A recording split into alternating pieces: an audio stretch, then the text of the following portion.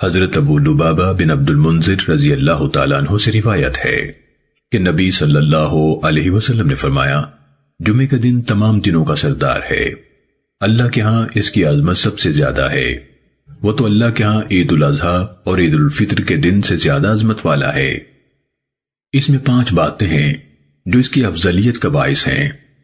اس دن اللہ تعالیٰ نے آدم علیہ السلام کو پیدا فرمایا، اسی دن اللہ نے آدم علیہ السلام کو زمین پر اتارا، اسی دن اللہ تعالیٰ نے آدم علیہ السلام کو فوت کیا۔ اس دن میں ایک ایسی گھڑی ہوتی ہے کہ اس میں بندہ اللہ سے جو کچھ مانگے اللہ اسے وہی کچھ دے دیتا ہے جب تک کسی حرام چیز کا سوال نہ کرے۔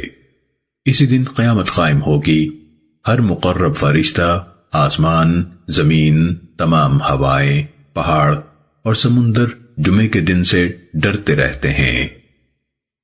سننے ابن ماجہ حدیث نمبر 1084۔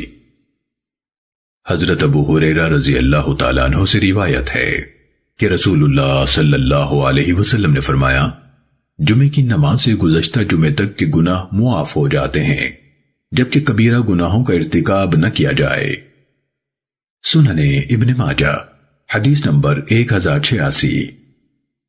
حضرت اوس بن اوس ثقفی رضی اللہ تعالیٰ عنہ سے روایت ہے کہ انہوں نے فرمایا، میں نے نبی صلی اللہ علیہ وسلم سے یہ ارشاد سنا، جس نے جمعے کے دن غسل کیا اور کرایا، اول وقت میں آیا یعنی خطبے میں شروع سے حاضر رہا، پیدل چل کر آیا، سوار ہو کر نہ آیا، امام سے قریب ہو کر توجہ سے خطبہ سنا، خطبے کے دوران میں فضول حرکت نہ کی، اسے ہر قدم کے بدلے 1 سال کے عمل یعنی 1 سال کے روزے اور قیام کا ثواب ملے گا۔